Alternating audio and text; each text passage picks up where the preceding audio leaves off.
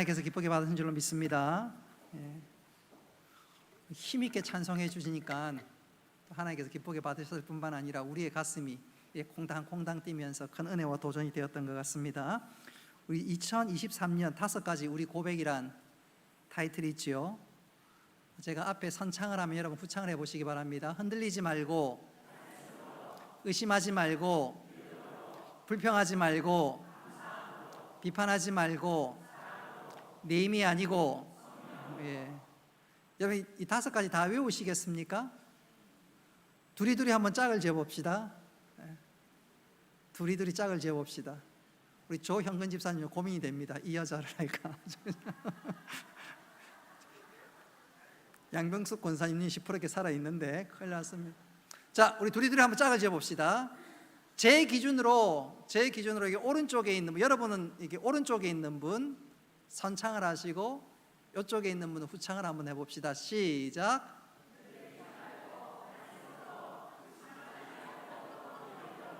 불평하지 말고, 비판하지 말고, 내 힘이 아니고. 지금 밑에도 앉아 있고 위에도 앉아 계시잖아요. 우리 밑에 사람이 잘하는지 위에 사람이 잘하는지 한번 해볼까요? 초등학교로 돌아가서 우리 위에서 흔들리지 말고 밑에서 말씀으로 한번 해봅니다. 누가 잘하나? 위에서부터 시작.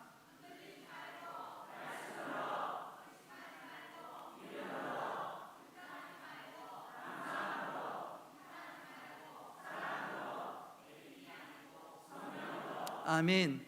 마지막에 내 힘이 아니고, 오늘 우리 그리스도에 대해서 배웠는데 그리스도는 십자가와 성령이라 그랬죠. 오늘 우리 성령으로 살고 성령 충만하시기를 주님의 이름으로 축복합니다. 믿음이 좋은 아내를 둔 남편, 바꿔 얘기하자면 남편은 믿음이 별로 없었다는 말입니다.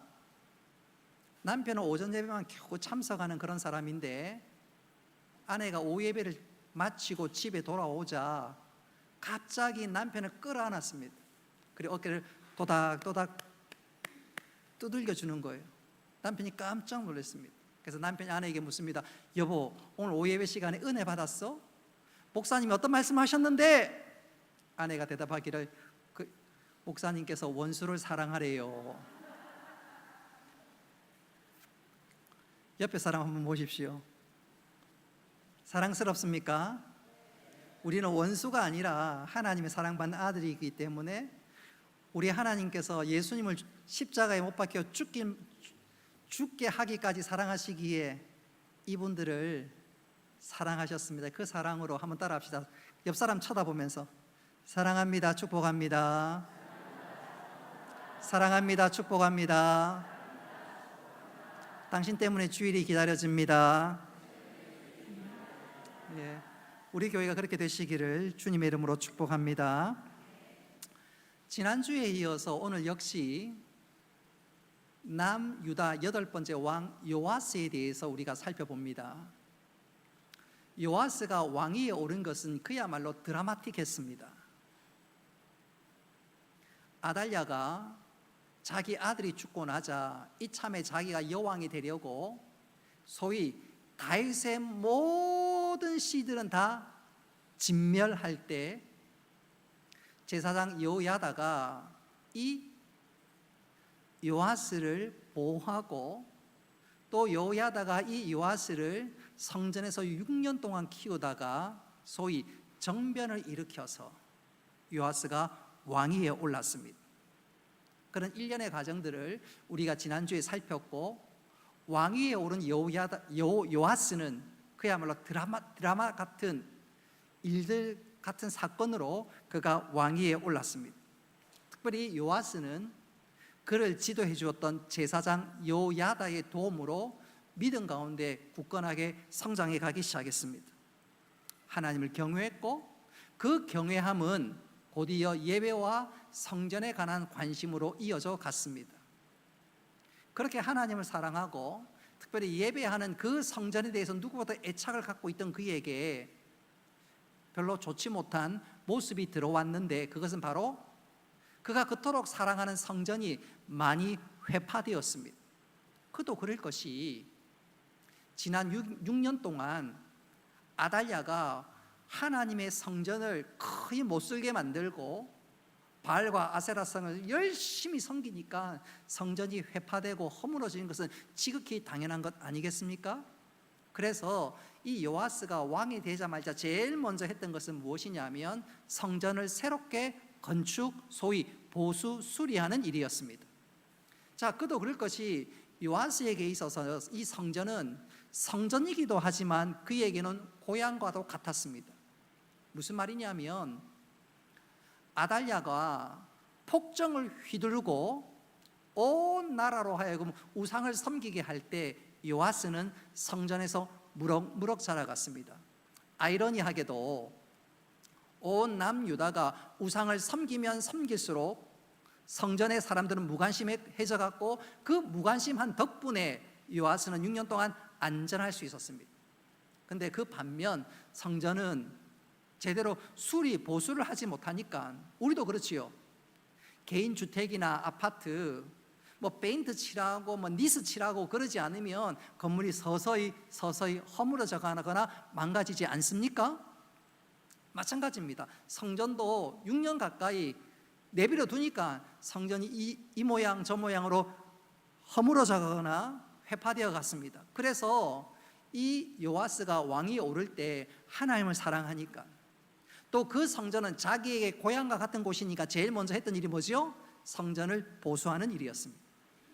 그것은 단순히 외적으로는 성전을 보수하는 일이었지만 그 성전 보수는 단순히 성전 보수 수리로 끝나는 것이 아니라 온 백성들로 하여금 관심을 하나님께 두는 그야말로 여호와께 돌아가는 그런 일들을 그가 시작한 것이다. 그렇게 말씀드릴 수가 있겠습니다. 그래서 우리가 읽었던 말씀 좀 뒤에 나온 13절에 보면 성전을 수리했다 이 말이 원어 성경으로 보면 회복해 갔다 그런 단어로 기록되어 있습니다.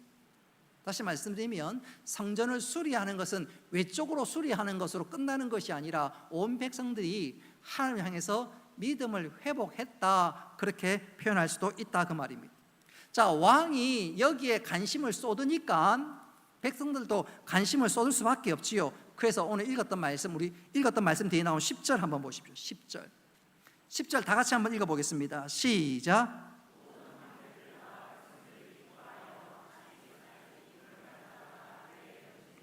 아멘. 남유다 백성들이 성전 새롭게 보수하는 것을 기뻐했다.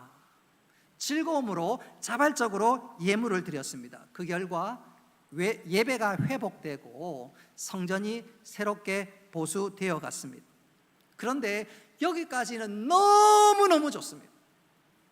오늘 읽었던 말씀 역대하 24장 후반절에 보면 상황이 갑자기 엉뚱하게 반전이 됩니다. 전혀 엉뚱한 방향으로 흘러가게 됩니다. 그 이유가 뭐냐? 왜 그렇게 되었느냐? 요아스에게 있어서 아버지요 스승 같았던 대제사장 여호야다가 죽고 나자 요아스는 마치 딴 사람인 것처럼 돌변해 버립니다. 우리 17절과 18절 말씀 같이 한번 읽어보도록 하겠습니다. 17절과 18절 다시 읽습니다. 시작.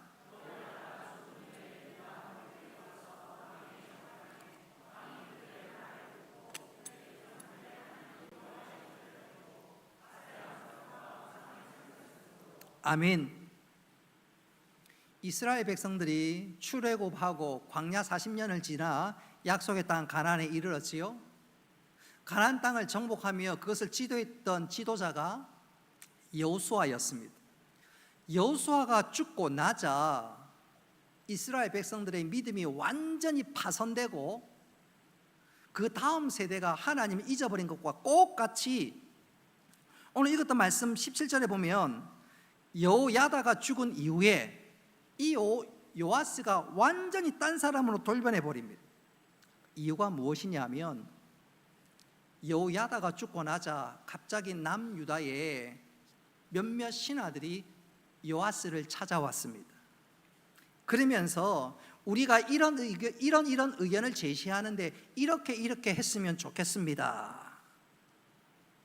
제안을 하는데 자세히 들어보니까 그들은 어떤 사람이냐면 여호야다가 제사장으로 있을 때 바알과 아세라를 섬기는 신하들 다 쫓아보내었습니다.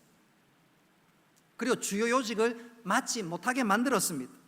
그러니까 이들은 종교적으로 신앙적으로 억눌려 왔던 사람인데 여호야다 제사장이 죽고 나자 이때다 싶어가지고 왕에게 쪼롬이 달려와서 왕이여 이런 정책을 펴는 것이 좋겠습니다. 그들의 마음에는 바알과 아세라를 섬기는 우상 숭배하던 하나님 보시기에 합당치 않은 사람이었습니다. 그렇다면 요아스가 물러거라 하는 것이 정상입니다. 그들을 물리쳤어야만 했습니다. 그런데 이게 웬일인지 요아스가 그들의 말을 듣고 한마디로 더 나아가서 요아스는 그들의 말에 설득당하기 시작했습니다. 여호야다가 죽은 다음에 그는 홀로 서기를 하지 못했습니다. 결국 여호야다 대제사장이 죽고 나자 남유다는 다시 한번 바알과 아세라를 섬기는 우상을 섬기는 안타까운 자리로 떨어지고 말았습니다. 그런데 요아스가 이것도 문제지만 더 심각한 문제는 한번 따라합시다. 하나님 말씀에 귀를 막아버렸습니다. 하나님 말씀에 귀를 막아버렸어. 남유다의 우상 숭배가 횡행해져 가고 사람들이 점점점 멀어지니까 하나님이 당신의 뜻을 전해야 되지요. 하나님의 입이라고 불리는 사람들이 누굽니까? 하나님의 입이라고 불리는 사람이 누구지요? 선지자. 하나님은 선지자를 보냈습니다. 그리고 그 선지자를 통해서 하나님께서 말씀하셨습니다. 돌아오라. 그러나 이 요아스는 그 하나님 선지자의 말에 귀를 닫아버리고 외면해 버렸습니다. 그게 바로 19절에 나오고, 도무지 안 되자 이번에는 하나님께서 소위 필승 카드를 하나 내는데 그가 누구냐? 바로 여호야다 제사장의 아들 스가랴였습니다. 하나님 제사장 스가랴를 준비해서 그 스가랴로 하여금 요아스에게 말을 전하게 되는데, 우리 20절 말씀 같이 한번 읽어보도록 하겠습니다. 20절 다시 읽습니다. 스크린에 나와 있습니다. 시작.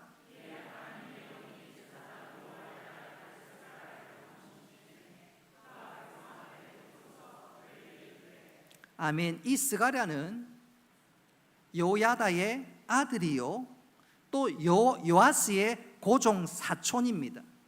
그러니까 자기에게 있어서는 혈육과 꼭 마찬가지라도 진배가 없습니다. 그가 더 구체적으로 20절 하반절에 이렇게 말씀합니다. 우리 같이 한번 읽어봅시다. 시작.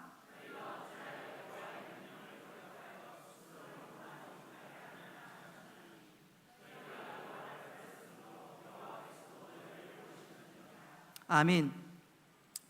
요아스 왕은 하나님의 말씀에 귀를 닫아버렸습니다. 스가랴가 지금 심히 책망하고 있는데 귀를 닫아버렸습니다. 한 걸음 더 나아가서 21절에 보면 신하에게 백성에게 명령하기를 스가랴를 돌로 쳐 죽여라. 결국 스가랴는 죽고 맙니다. 어쩌면 자기 형제라고 해도 전혀 틀린 말이 아닌 스가랴, 그가 지금 돌로 쳐 죽인 거예요.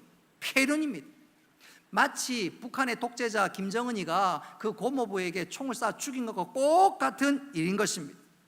사실 요아스는 기회가 있었습니다. 하나님 말씀이 들릴 때 그 자리에서 무릎 꿇고 하나님, 제가 잘못했습니다.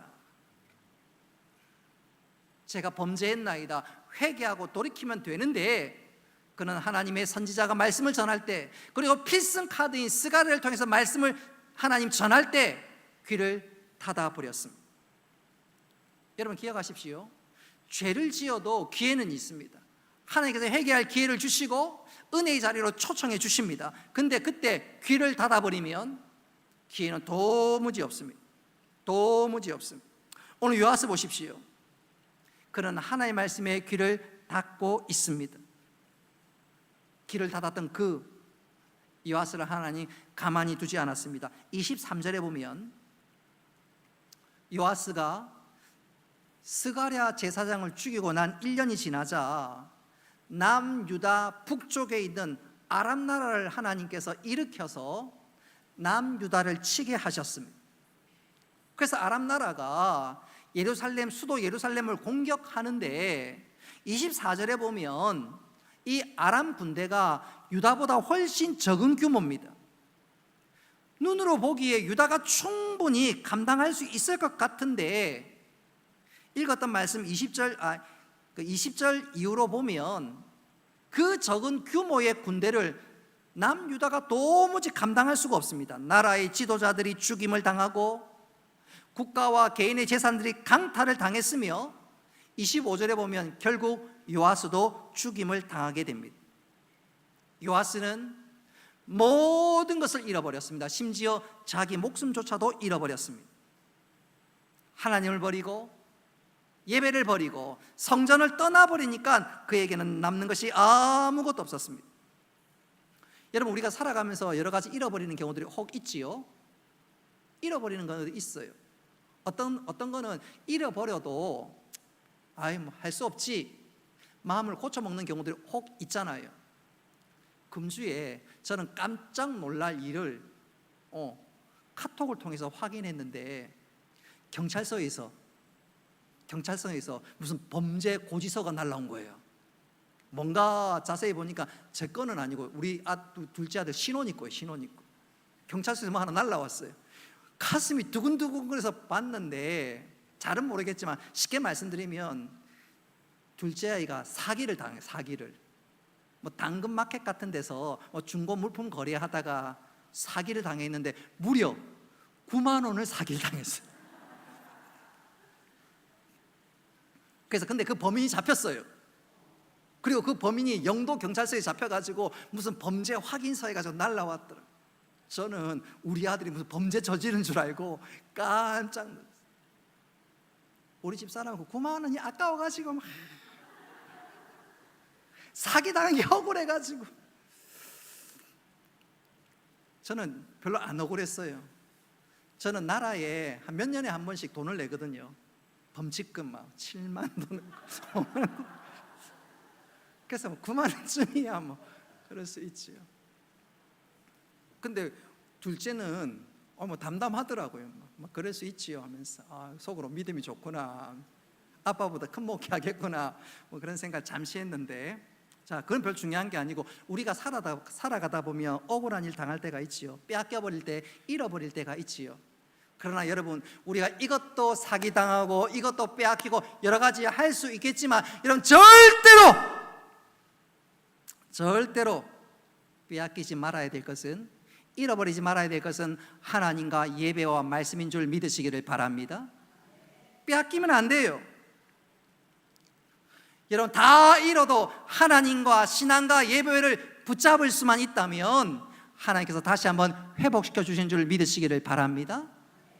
이걸 정말로 잘 알았던 사람 중에 하나가 다윗입니다. 다윗은요, 눈으로 똑똑히 봤습니다. 다윗이 모셨던 사람이 사울 왕이었어요. 사울 왕이 왕위에 오르고 모든 것을 다 가졌지만 그는 하나님부터 버림을 당했습니다. 하나님이 그를 떠나가 버리니까 이 사울이 정신이 온전하지 못합니다. 악령에 시달립니다. 뿐만 아니라 판단력도 잃어버리고 나라를 제대로 지도하지 못합니다. 다윗이 똑똑히 보며 깨달았습니다. 그렇구나.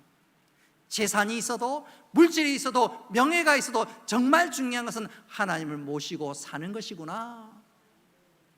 그래서 다윗이 밧세바와 간음 사건을 통해서 나단에게 책망을 받자 그가 회개하면서 하나님께 기도하기를, 하나님, 저에게 재산을 가져가도 좋습니다, 명예를 가져가도 좋습니다, 다 가져가도 좋습니다. 그러나 딱 하나, 하나님, 저를 떠나지 마옵소서. 떠나지 마옵소서. 오늘 요아스가 비참하게 된 이유가 뭘까요? 그는 하나님의 말씀에 귀를 막아버렸습니다.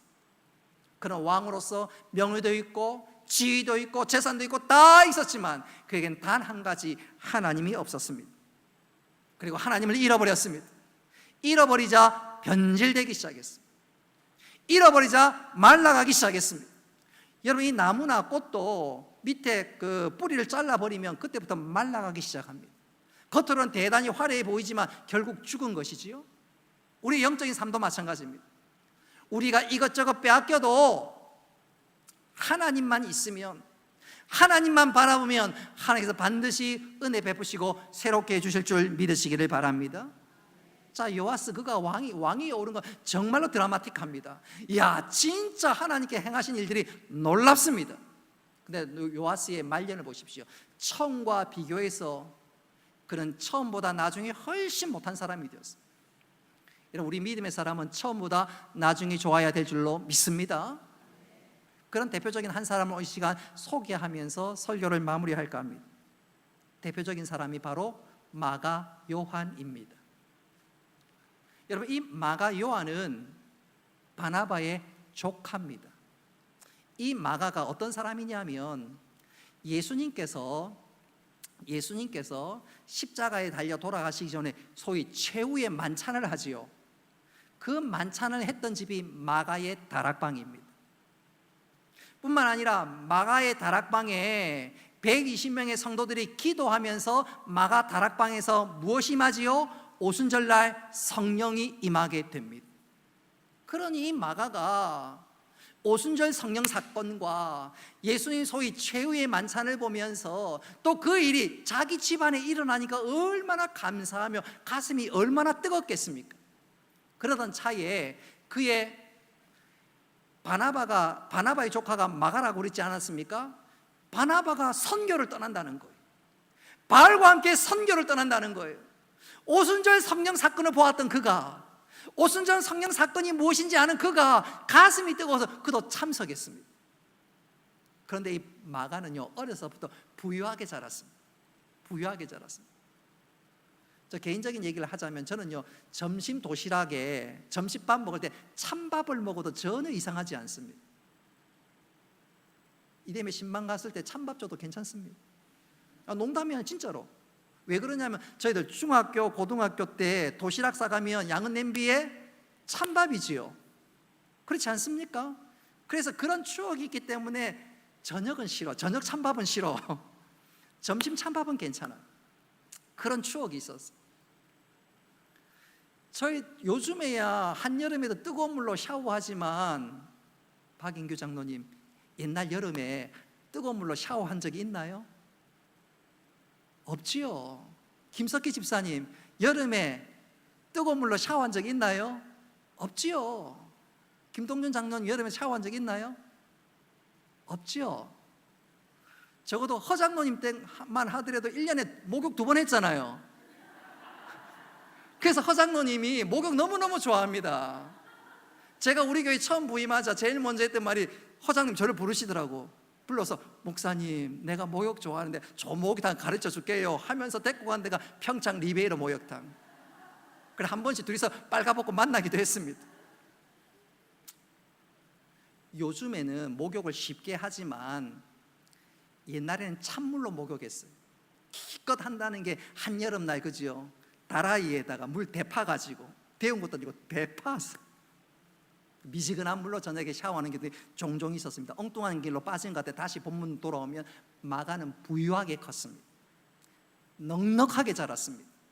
선교 떠나니까 먹는 게 부실하고 자는 게 불편하고 선교가 너무너무 힘들었습니다. 그래서 마가가 중간에 1차 전도 여행 때 포기하고 말았습니다. 분명히 그는 오순절 성령 다락방 사건도 보고 하나님의 놀라운 기적도 체험했지만 막상 내가 힘드니까 포기해버린 거예요. 바울과 바나바가 1차 전도 여행을 갔다가 다시 2차 전도 여행을 떠날 때 마가가, 아이고 지난번에는 내가 그랬는데 이제 마음 고쳐먹고 제대로 해야지. 그래서 바나바가 마가를 데리고 가려는데 바울이 막아버립니다. 아니요, 저런 사람 필요 없어. 근데 바나바와 마가, 사도 바울이 대판 싸움. 그래서 각각 헤어지게 되고 그 이후로 마가는 그야말로 바울에게 찍힌 사람이었습니다. 근데 이 마가가 찍히고 영 형편없는 사람은 끝난 줄 알았는데 아니올시다. 이 마가가 나중에 전무후무한 믿음의 사람을 우뚝 서게 됩니다. 베드로에게는 마가가 뭐라고 얘기하냐면, 베드로가 마가를 나의 믿음의 아들이라고 인정합니다. 나중에 이 마가 요한이 성경책을 하나 기록하는데 그게 바로 마가복음입니다. 뿐만 아니라 사도 바울 역시 마가 요한을 인정하게 되는데, 디모데 후서에 보면 이 마가가 사도 바울이 임종하기 직전, 순교하기 직전에 이 마가를 나에게 좀 데리고 와라. 그는 나에게 유익한 사람이라. 무슨 말입니까? 사도 바울이 마가를 인정했다는 말입니다. 그가 처음에는 형편없는 사람이었는데, 처음에는 부족한 사람인데 시간이 흘러갈수록 믿음의 거장이 되었다는 것이, 복음에 유익한 사람이 되었다는 것입니다. 저는 우리 교회 온 성도들이 이렇게 될 수 있기를 믿음으로 축복합니다.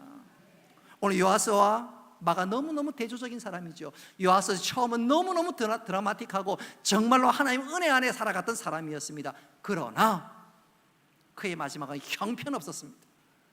살해를 당하고 그의 시신과 그의 무덤은 정말로 형편이 없었습니다. 반면 마가 보십시오. 그는 은혜 받고 잠시 처음에 휘청거렸지만 인생 마지막에는 전무후무한 믿음의 사람 된 것 아닌가요? 여러분, 이 시간 우리 자신 한번 돌아봤으면 좋겠습니다. 나는 어떤가? 은혜 받은 나는 어떤가? 은혜 다 팔아먹고 코로나 때 다 팔아먹고 에라 모르겠다, 이제 대충 신앙생활 교회만 왔다 갔다 하자, 그런가요?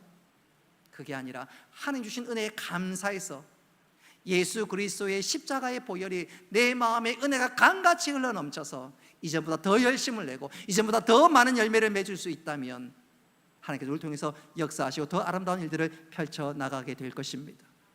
말씀을 맺도록 하겠습니다.